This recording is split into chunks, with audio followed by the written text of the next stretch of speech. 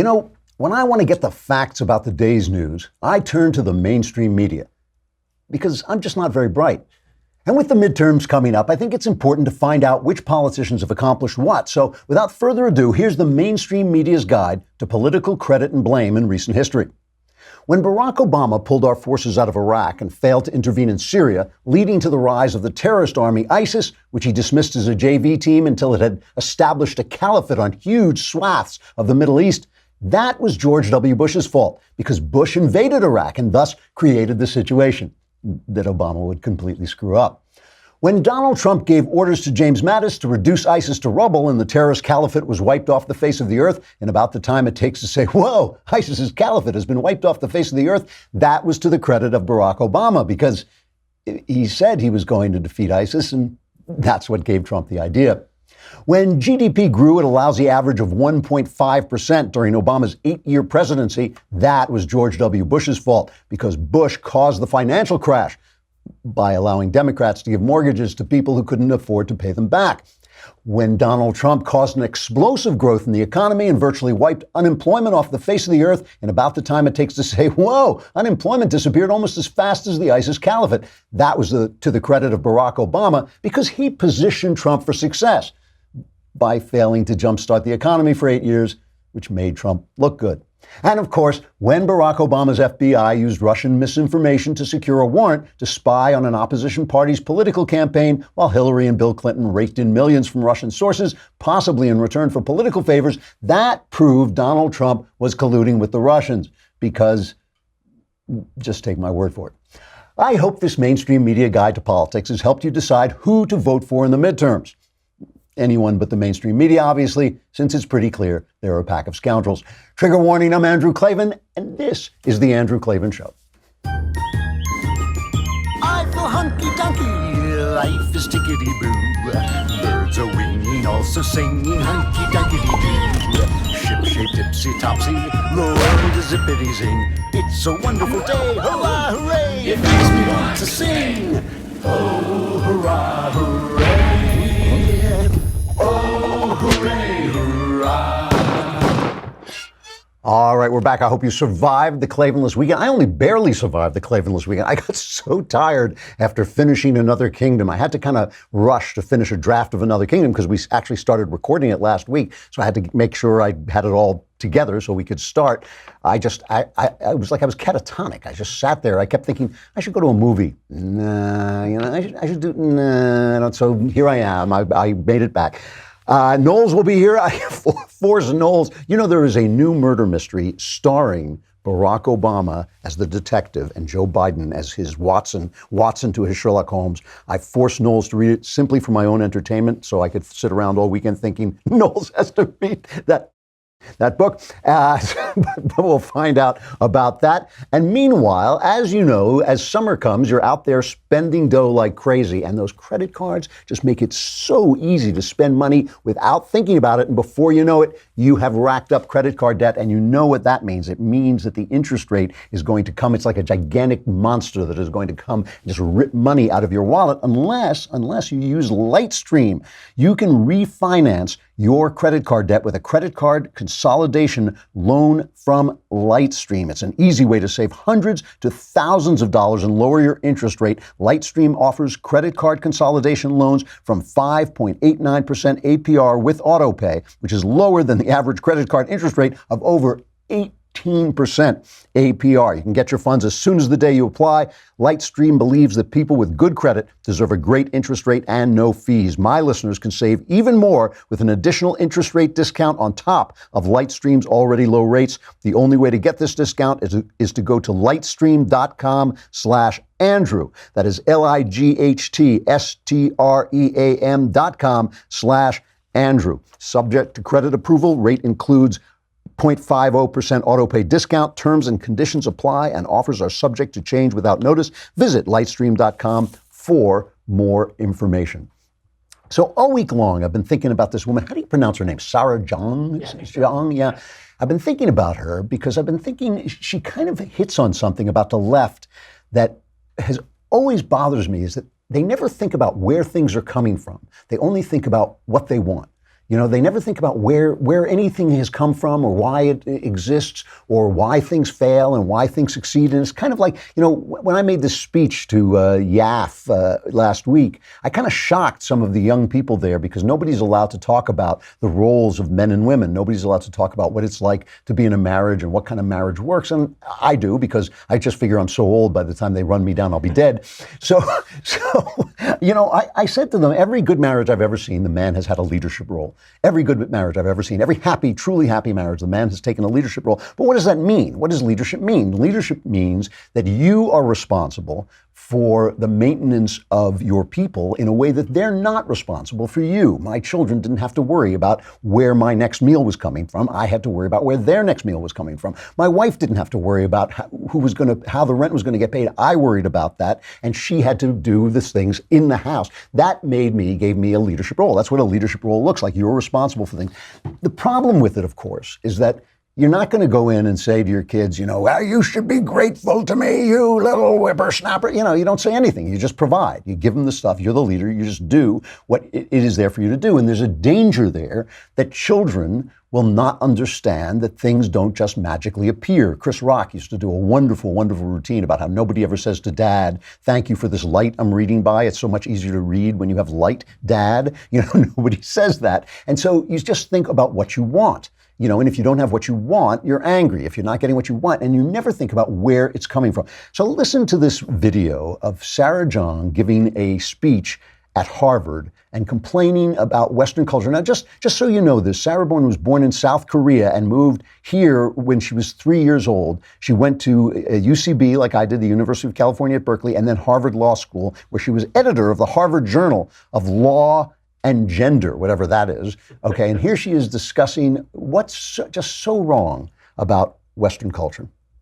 Everything is implicitly organized around how men see the world, and not just men, how white men see the world, and this is a problem. This is why so many things suck.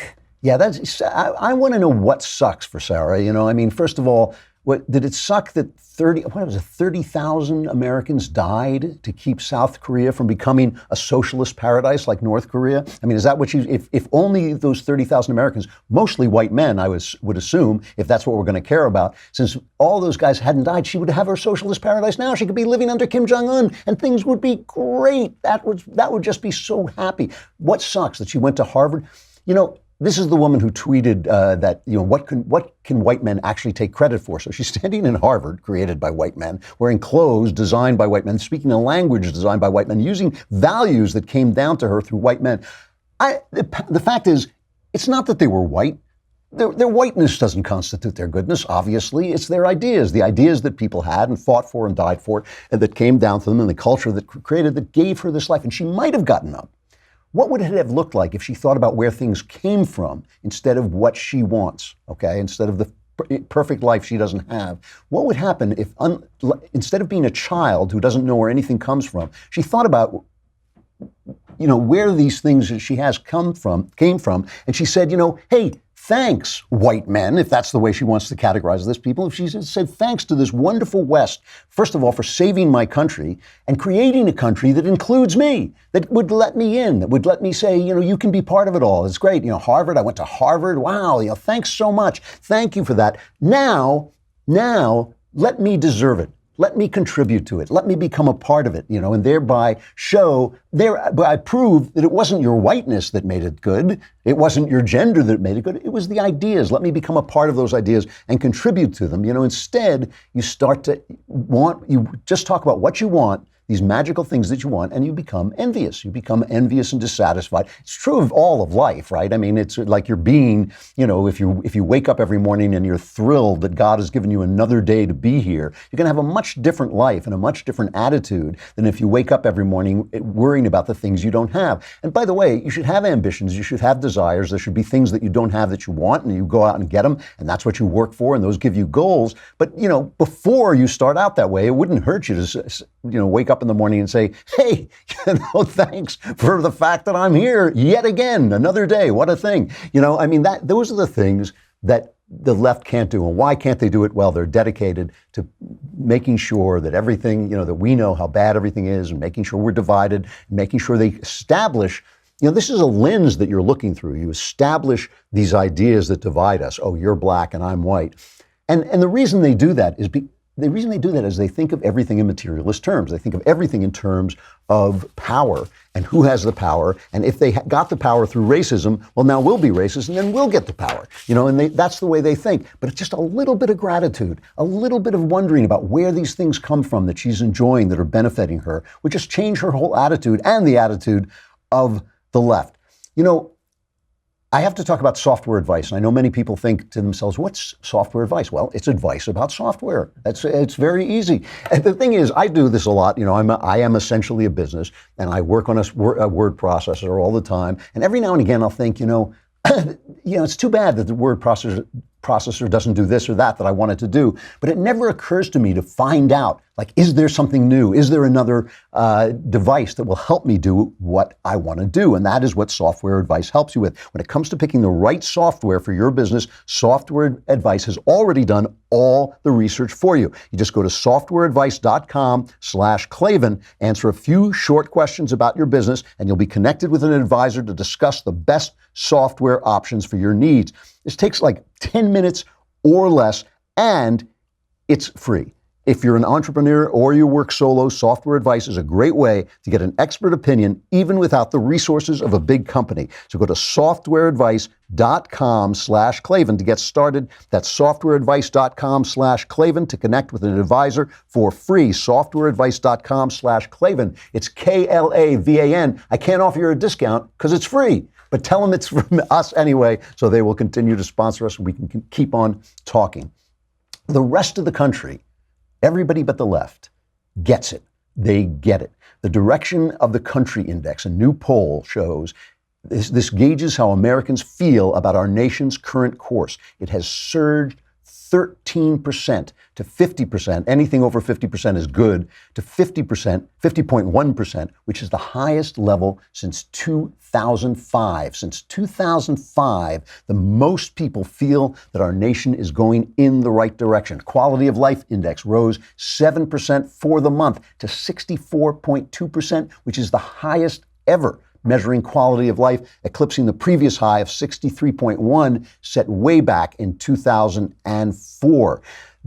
And why? Why? Because the jobless rate is virtually, those who lack a high school diploma, the jobless rate is now at its lowest level ever. This is for Investor Business Daily. This is from Investor Business Daily. For those who want to work full-time but can only find part-time work, their rate is the lowest since 2007. That was the thing that was keeping Obama's numbers afloat. All those people working part-time were counted as working full-time when they weren't. Now they are. Latino and Hispanic workers' unemployment rate stood at 4.5%, an all-time low. 6.6% African-American unemployment now equals the third lowest rate ever. Minority workers are participating in this boom as never before, and all workers are seeing gains. This is huge.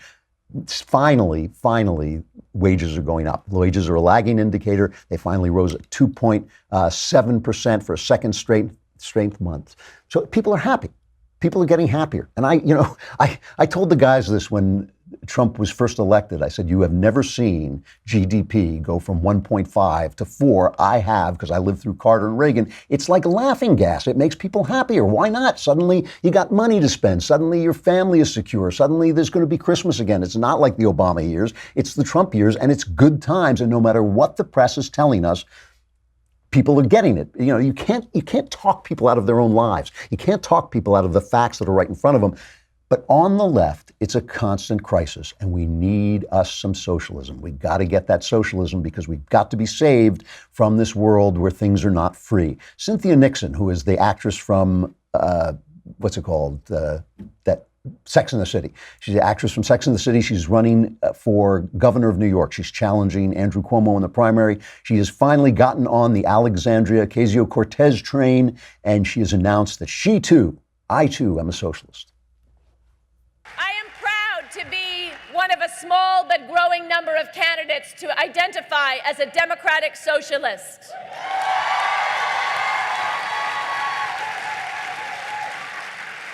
I hadn't called myself a democratic socialist before, but I realize that my values and what I'm fighting for are directly aligned with that movement.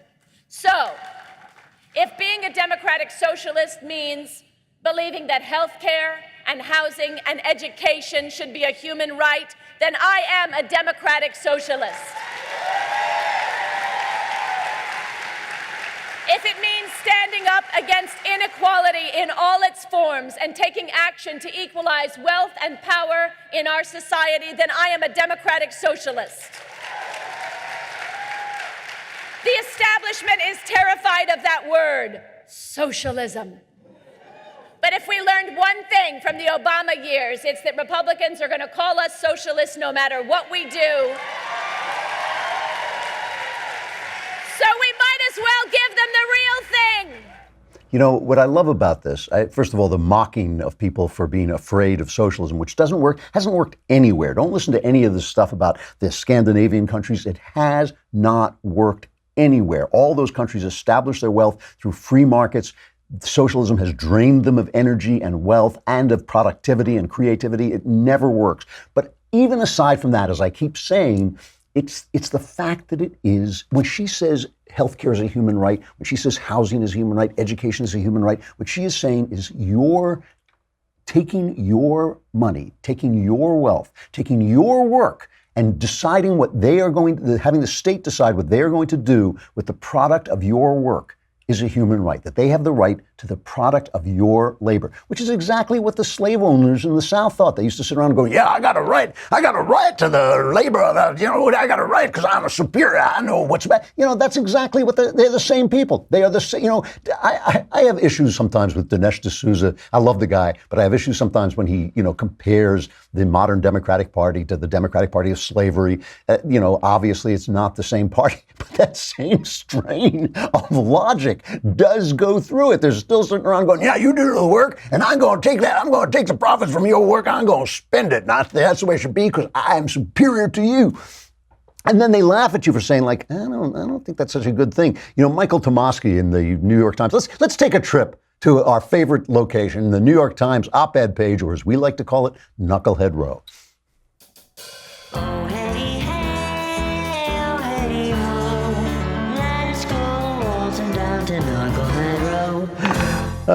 I love that song. So Michael Tomasky is writing, and he says, why is there socialism? Because you rotten capitalists have ruined everything. He says, young people have seen the United States go from being a country that your parents, or more likely your grandparents, described as a place where life got better for every succeeding generation, to a place where for millions of people, quite possibly including you, that's no longer true. Young people have seen the Obama economy, where you're right, things didn't get better. Well, of course, he says you witnessed the financial meltdown of 2008 caused by big banks betting against themselves.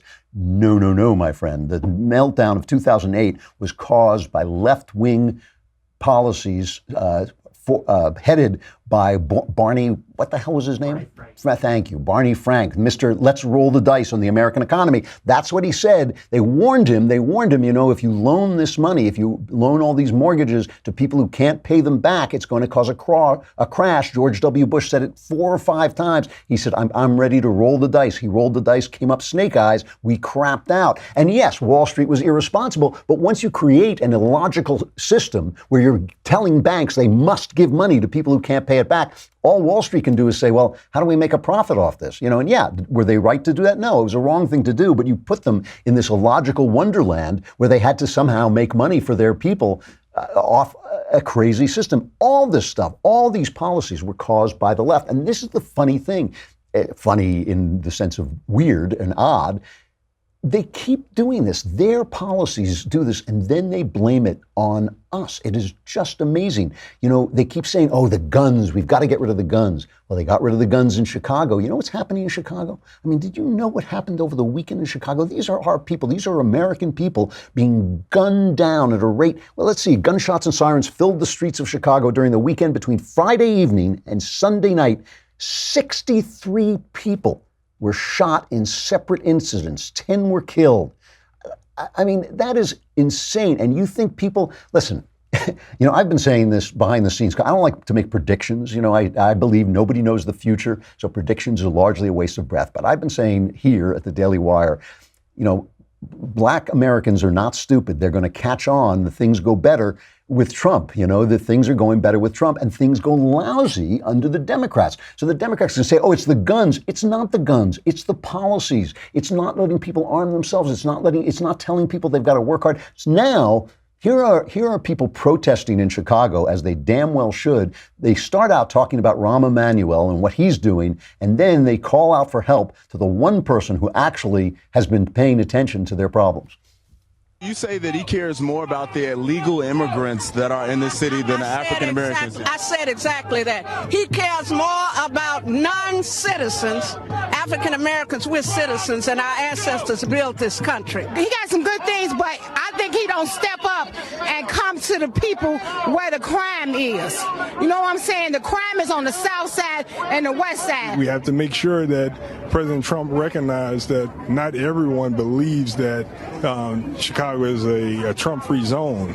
If he's serious about helping the people in Chicago, especially on the west side of Chicago, I accept his help. We can't turn any help away. We have to make sure that people understand that criminals cannot have their way with our streets. We have to protect our youth, we have to protect our seniors, and people have to have safe places to walk. And so, one murder is too many. And so if Chicago Police Department and all the other law enforcements can't do it, we should seek other help. He's calling out to Trump, and if Trump wins 10 to 15% of that, population's vote, there won't be a Democrat Party. I mean, they have been gulling people for 50 years that they are the help and support of people with that color skin. Well, there is no help and support for people of that color skin. There's only help and support. The same policies work for everybody. The same policies work for everybody. There is more connection between, I was given a speech in a college. I can't remember which college it was. And this black guy, young black guy, was arguing with me. And I said, the behaviors in poor black communities and the behaviors in white hillbilly communities are exactly the same and cause the poverty and keep people mired in poverty. And he said, I don't care about hillbillies. Well, that's what you get with the Sarah Jong attitude, and that attitude of hating white people and judging people. Look at it this way. It's either right or wrong to judge people according to the color of the skin. It cannot possibly be right for one person and wrong for another person. That makes no sense. Listen to the left twist itself. They're shocked that we protested. They are shocked. They keep calling us the alt-right staged an outrage campaign against Sarah Jung. Well, it is outrageous, and it's not the alt-right. It's any decent human being. Any decent human being knows that it's wrong to judge a man by the color of his skin. That is wrong for everybody. It is wrong for you. It's wrong for me. It's wrong for everybody. And if it's, on what logic, by what logic can that make the world a better place? By what twisted philosophy? Only an intellectual could convince himself that that was going to make the world a better place. It's just not. But the press has sold this to us. So now the press is unhappy because they're being called the enemy of the people. Trump went nuts over the weekend with one of his tweet storms, and one of his tweets said, the fake news hates me, saying that they hate me saying that they are the enemy of the people only because they know it's true. I am providing a great service by explaining this to the American people. They purposely cause great division and distrust. They can also cause war. They are very dangerous and sick. And of course, Jim, look at me, I'm Jim Acosta, is just, oh my goodness, how could anybody hate a guy like that? How could anybody hate him for the wonderful job he is doing, shouting meaningless questions at people that they can't even hear and then complaining about the fact they don't answer them? So he challenges Sarah Sanders to take back what the president said, stand up against the president. And he tells her that she has to do this. She gives him a little bit of self-knowledge, which he can't hear. He actually stormed out or pretended to storm out because he couldn't bear hearing what she was saying. Listen to this exchange.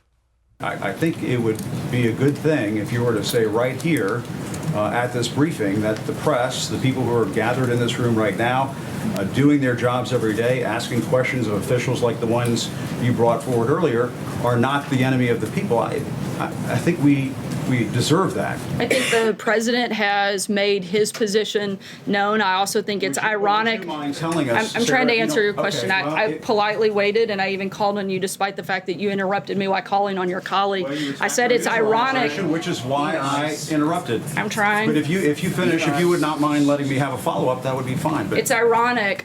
Jim, that not only you and the media attack the president for his rhetoric when they frequently lower the level of conversation in this country. Repeatedly, the media resorts to personal attacks without any content other than to incite anger.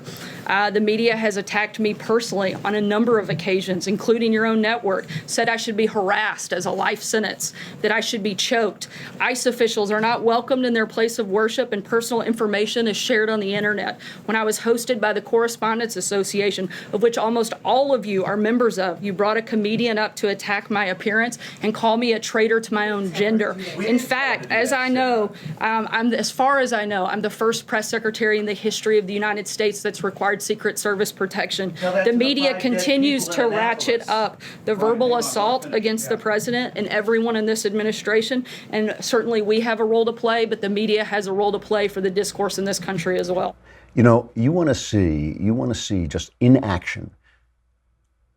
There's no word, I think, for the absence of self-knowledge. I mean, is there a word for that? I can't think of a word that just means some people who are just stone unable to see themselves. Because listen, I would be happy for Trump. You know, that enemy of the people has historical provenance and all this, and I get that. And I certainly don't want to see any reporters attacked, although that did happen under the last administration. But you just want to see the utter absence of self-knowledge. Here's Brian Stelter, who is he's their media reporter. He's CNN's media reporter, complaining about Trump's tweet. Just pay close attention to this. I mean, I'll unpack it when he comes back, but pay close attention to what he says. I know we're all used to him tweeting all the time, but just think about what he's saying here. The president, with his back up against the wall, is saying journalists are dangerous, sick, enemies of the people. That's where we are. This is America. Let me show you a few of the reactions from journalists this morning. Chuck Todd calling this outrageous. He's saying here he tries not to take the bait, but this time he's reacting in the hopes that rational folks realize this is wrong and dangerous. Bill Kristol, an outspoken Trump critic, says the president sounds closer in spirit to Vladimir Putin than America. And S.V. Date, a White House reporter for the HuffPost, pointed out that other leaders in the past have also used the phrase enemy of the people. Among those leaders, Joseph Stalin and Adolf Hitler. Look, enemy of the people does have a Stalin-era connotation. It was used in order to inflict pain and cause violence on populations of people throughout history.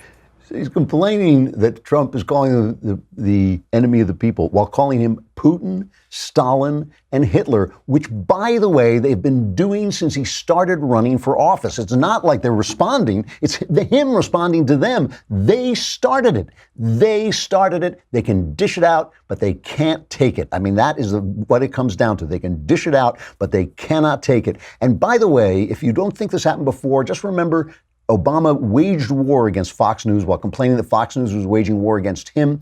There was a protest, and this is not Obama's fault, but there was a protest in 2008 where Fox News reporters were mobbed by angry people. Today, just to show you how this works, Candace Owen, our pal, who we've had on the show, and I'd love to have her back again, but Candace Owen, over the weekend, she took out Sarah Jeong's tweets against white people, and she replaced Jews and black people. And Twitter suspended her. They've never suspended Sarah Jeong, but they suspended Candace Owen. Then when people said, hey, wait a minute, look what you did, they apologized. But that's the point. That is the double standard. She's with Charlie Kirk in Philadelphia. She's surrounded by a mob of Antifa people threatening her and just cursing. I don't even know. Well, play the footage.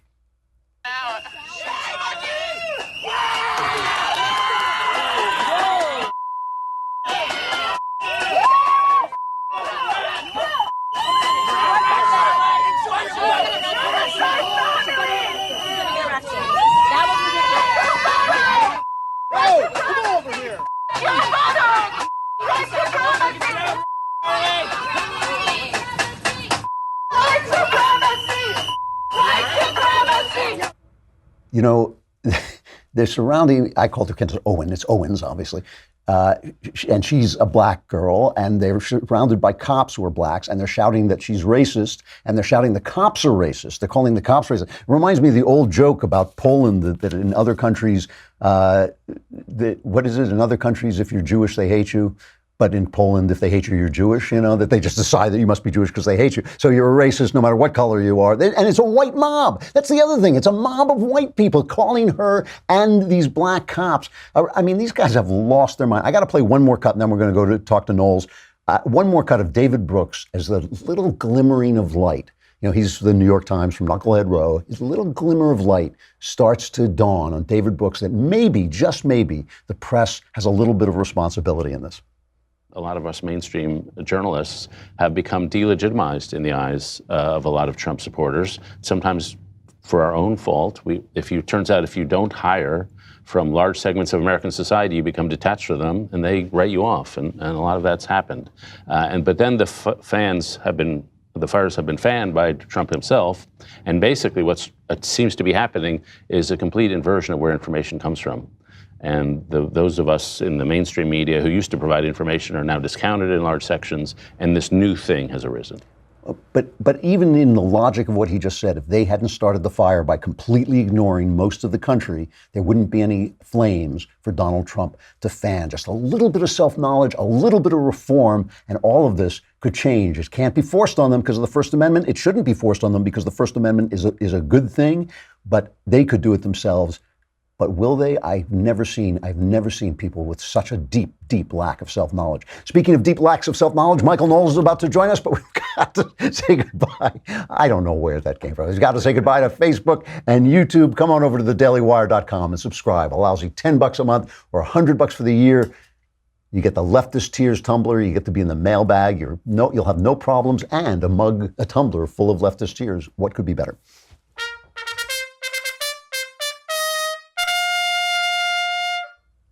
Knowles. I was having such a nice weekend, and then you had to go ahead and assign me this book. As a sadist American, I feel that I feel offended by your anti-sadistic rhetoric. They're all better than Southside with you. That's the thing I keep hanging my hat on, is at least it can't get as bad as that week. Exactly. Watching Southside with you. Everything is relative. Everything is relative. Plus, the thing is, I basically have to take whatever wickedness you dish at me because you're the last guy employing me in Hollywood. I hate to say this, but we started our recording of Another Kingdom.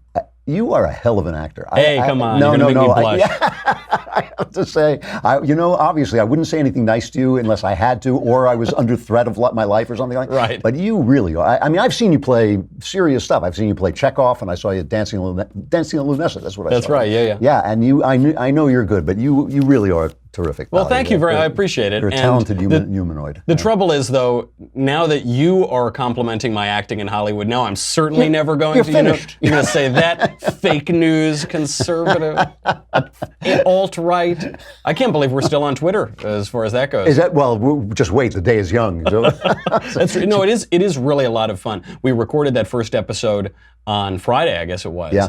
And so we were in the studio about 4 hours doing it, and it's, when I think about how we did it last time, that first season, which was very popular, we were doing it in your attic, basically. Yep. That's exactly it. Yeah. And now we've got. I don't want to ruin the surprise. No. But we've got some extra stuff for the new season. Hey, we've got some actual visuals to go along with the audio, and it really looks great and it sounds great. No. By the way, the story is fantastic. So what's great about it is you would think for the people who are listening right now that before recording all of these episodes, the visual, the audio, maybe you would send me the script like an hour in advance. No, not at all. I am reading this thing in the studio, and it's very frustrating because there will be these moments where I get so engrossed in the story that I forget I'm performing it, and so I'll just completely lose it. We're losing light.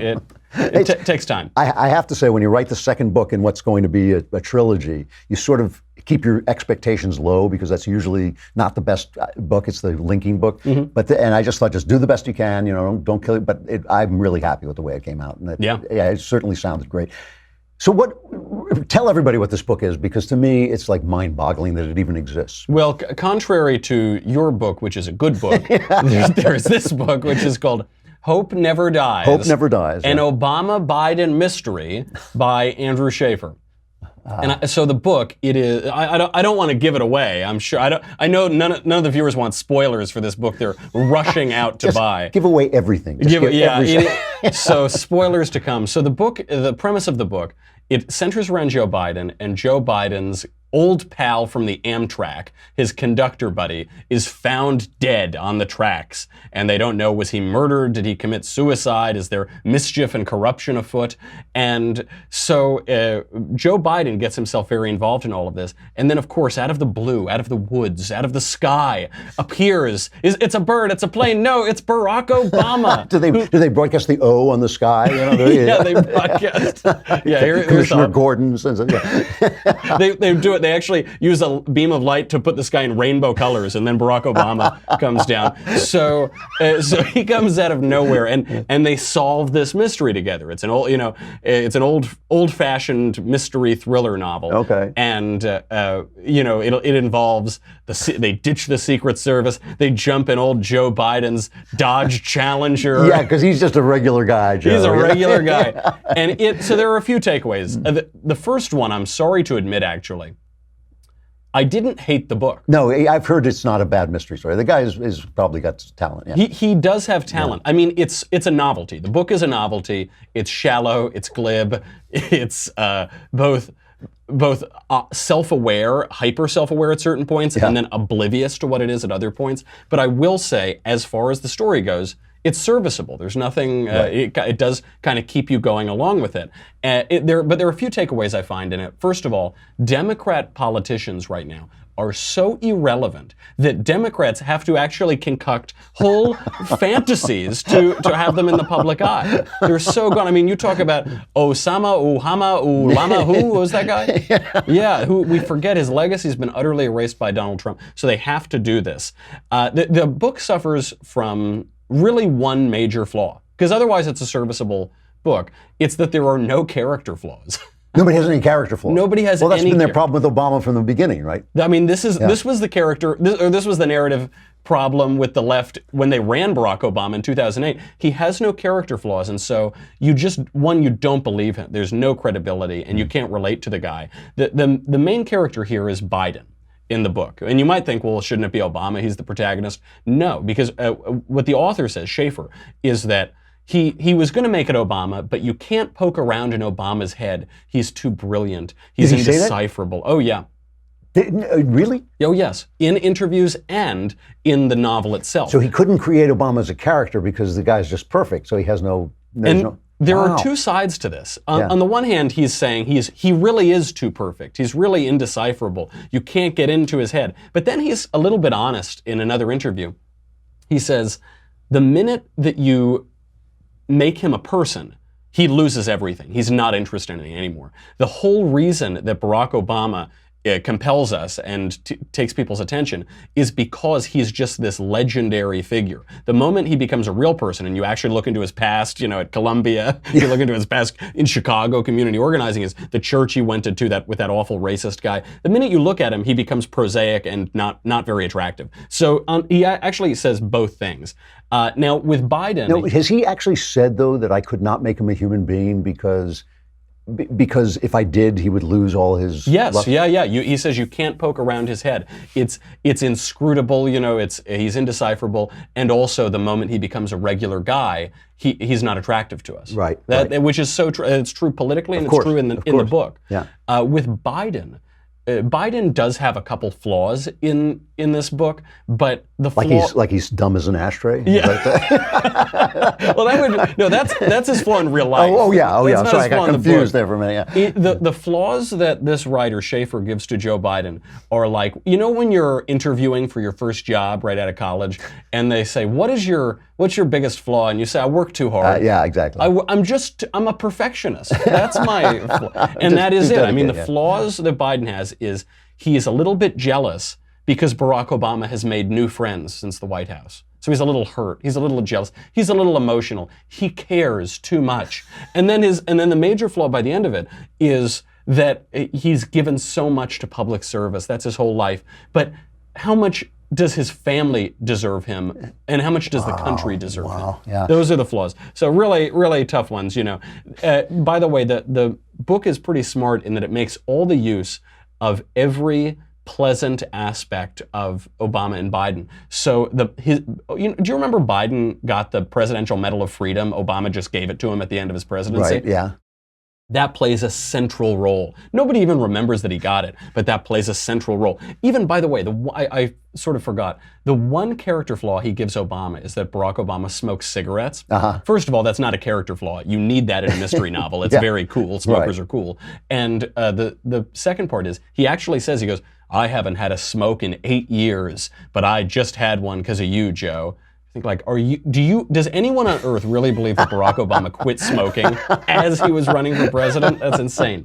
So leftist platitudes pervade this, and it's kind of fun because he's playing with the audience, you know. It actually, he quotes that Martin Luther King quote, the arc of history bends toward justice, but he quotes it like 7 times, and you can't tell if he knows what he's doing or if he doesn't, because Obama did the same thing. And where he's very smart is the book isn't terribly ideological or partisan.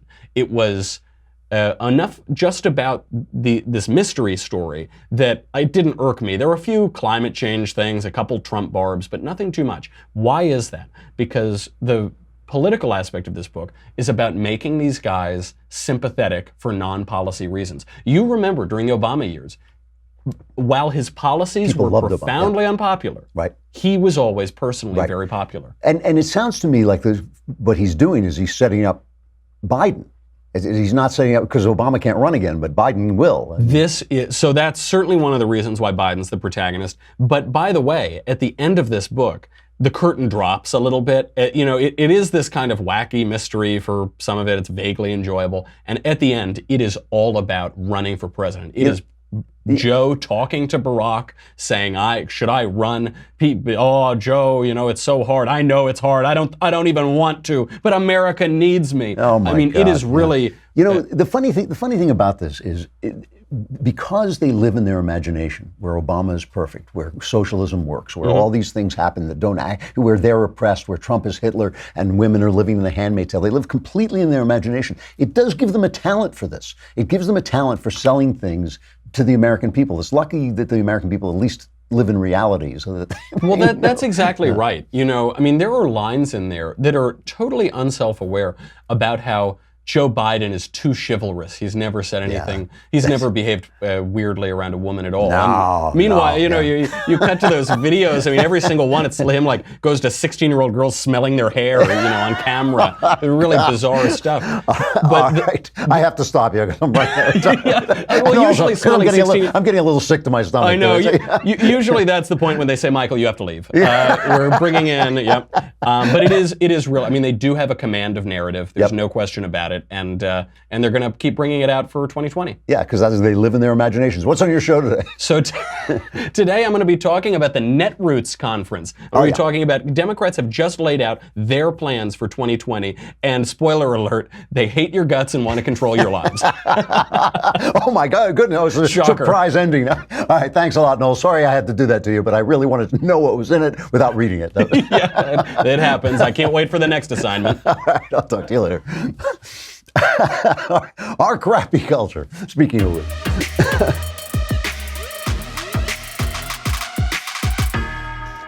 Oh, gosh. That may have been our crappy culture. I'm not sure I have anything else to say.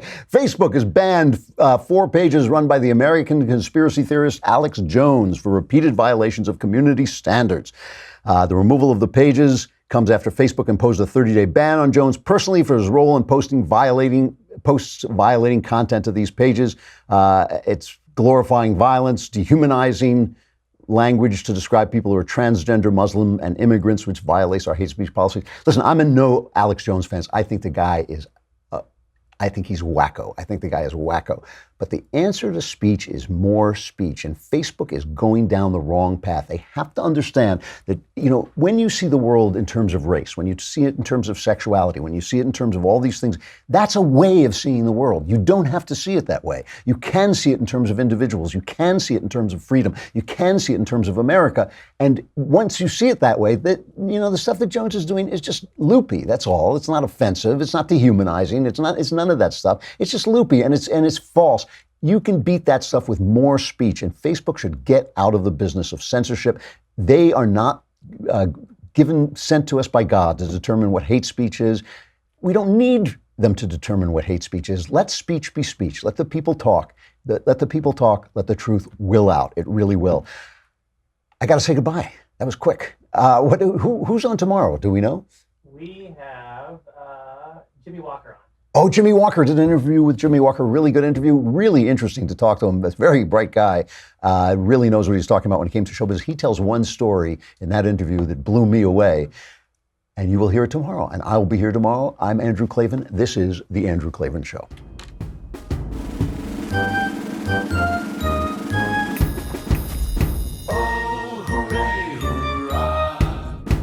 The Andrew Klavan Show is produced by Robert Sterling. Executive producer, Jeremy Boring. Senior producer, Jonathan Hay. Our supervising producer is Mathis Glover. And our technical producer is Austin Stevens. Edited by Emily Jai. Audio is mixed by Mike Cormina. Hair and makeup is by Jesua Alvera. The Andrew Klavan Show is a DailyWire Forward Publishing production. Copyright Forward Publishing 2018.